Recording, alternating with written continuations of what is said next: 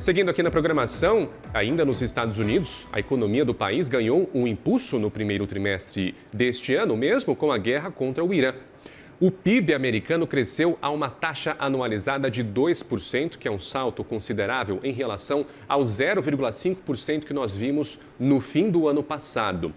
Apesar dessa aceleração, esse número ficou ligeiramente abaixo dos 2,3% que eram esperados pelos analistas.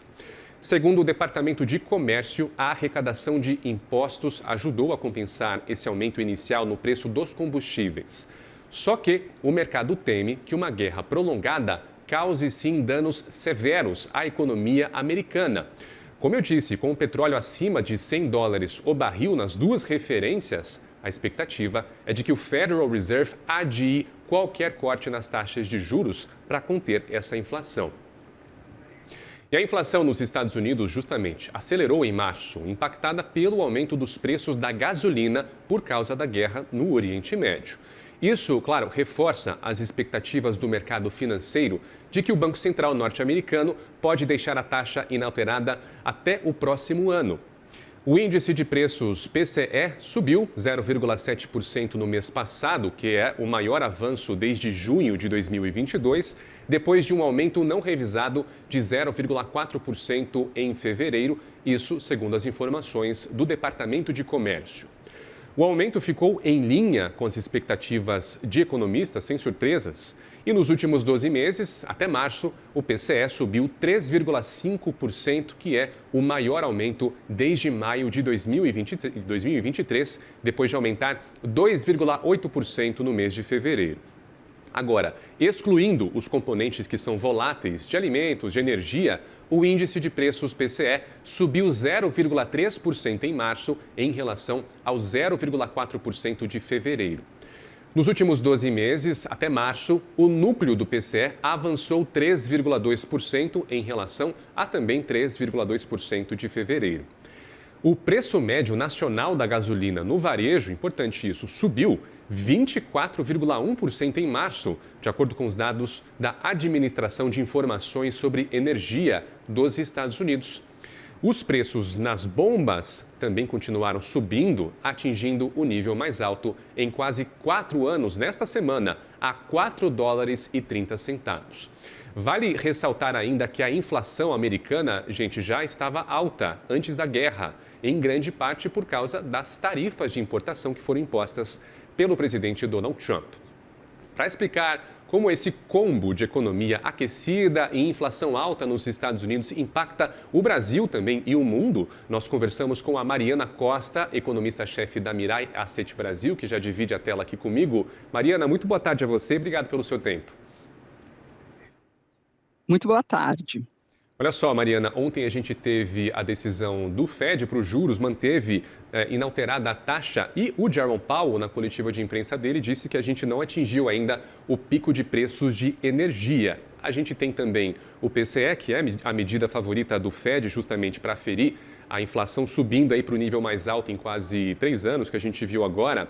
Então, Mariana, mesmo em linha com o esperado aqui falando do PCE, esse número não distancia o Federal Reserve definitivamente aí da sua taxa de 2%?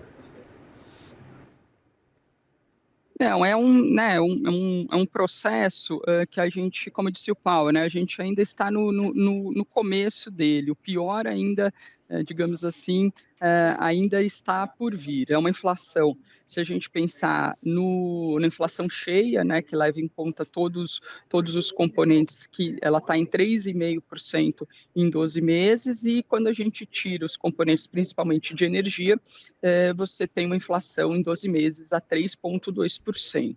Então, é uma inflação que está bem acima, né, da meta dele.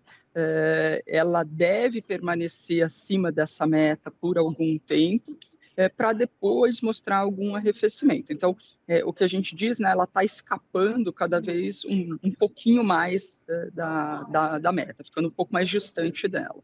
E, Mariana, a gente bota muita culpa na guerra do Oriente Médio, só que a inflação, como eu disse, nos Estados Unidos já estava alta antes de qualquer guerra ali no Oriente Médio começar envolvendo os Estados Unidos. O quanto a administração de Donald Trump, o quanto esse protecionismo do país está sendo um vilão dentro do índice? Uma parte dele, você pode ter uma pressão, principalmente vindo de preços de produtos importados, mas aqui a gente considera, né, esse foi uma questão maior para o Fed na segunda metade do ano passado. Essas pressões se mostraram um pouco menores do que era o imaginado. Então, é verdade a gente dizer que a gente, antes da guerra, a gente já tinha uma inflação um pouco mais pressionada do que era talvez o projetado ali na metade do ano passado, então há mais ou menos um ano, é, mas não, agora essa parte já ficou para trás um pouco. Agora a gente tem os impactos mais claros de fato do conflito e mais a ver também com o comportamento da economia. Muito bem, a gente não está muito otimista aqui, Federal Reserve, na verdade, não está muito otimista com as próximas reuniões. A gente tende a não ter um corte de juros, pelo menos um corte de juros robusto, né? Estão falando aqui em juros mais altos, possivelmente até 2027. Queria que você comentasse o impacto disso no Brasil e nos outros países emergentes, considerando também um dólar potencialmente muito mais alto, juros fortes também num patamar mais elevado por tanto tempo. Como é que isso acaba impactando o Brasil e os países emergentes, Mariana? Aqui é o grande impacto mesmo. A gente tem, então, uma curva de juros nos Estados Unidos que ela fica mais elevada, né? Então, havia a expectativa de algum corte ainda no Fed Funds nesse ano antes do início da guerra. Agora você já não tem nenhum corte na curva e talvez até alguma precificação de alta no começo de 27. Então, você teve uma mudança nesse patamar da curva de juros lá. A gente observa isso de forma muito clara no título de 2 anos ou no título de 10 anos, que ontem teve um movimento muito relevante. O título do Tesouro dos Estados Unidos ele é considerado o ativo livre de risco. Então, se ele pede mais prêmio, ele tem nessa curva está mais alta, ela vai impactar todos os outros prêmios de risco dos outros países. E é verdade também que tanto o Banco Central europeu quanto o Banco Central inglês também tem esse viés, essa inclinação para um pouco mais de juros do que havia antes do início da guerra. Portanto, para o restante dos países, isso é uma pressão importante para nós também. A nossa curva, então, sofre da mesma forma, ela fica mais pressionada, essa parte mediana, mediana principalmente da curva, ela passa a ficar um pouco mais elevada, ela se pede um pouco mais de prêmio. Então, a grande consequência é essa, você traz o prêmio de risco para um patamar um pouco mais alto, você mexe com todos os outros preços relativos, principalmente dos as curvas de juros no mundo inteiro. Muito bem, Mariana, eu queria saber a sua opinião sobre o desempenho da política monetária do Federal Reserve, porque o PIB aqui dos Estados Unidos ficou abaixo daqueles 2,3% que eram previstos pelo mercado. Essa desaceleração aqui é um sinal, claro, de que os juros dos Estados Unidos, que a política monetária está sim desacelerando a atividade por lá, ou são outros fatores? Olha, esse número, sem dúvida, a política monetária ela está tendo seu efeito. Você tem um crescimento um pouco menor do que já teve. Daí, lembrando que lá o mandato deles é inflação e emprego, é por isso que eles cortaram, né, vieram cortando juros, porque você teve uma trajetória de inflação um pouco melhor, o mercado de trabalho perdendo um pouco de força. Então, o PIB de fato reflete isso. Agora, esse dado especificamente de agora, ele mostra uma dinâmica que está muito relacionada à paralisação do governo dos Estados Unidos no final do ano passado.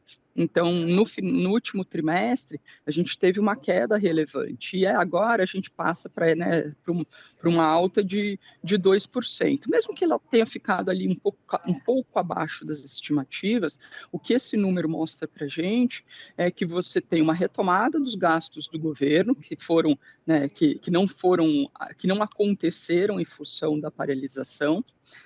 A gente tem ainda consumo das famílias desacelerando, mas concentrado no setor de serviços, e o grande destaque do PIB continua a ser o investimento das empresas, que é para o lado da inteligência artificial. É isso que que tem segurado esse PIB. Então, a característica desse PIB de hoje é essa, é uma recuperação em relação ao trimestre anterior, em função da paralisação, e muito caracterizado ainda pelo investimento em inteligência artificial.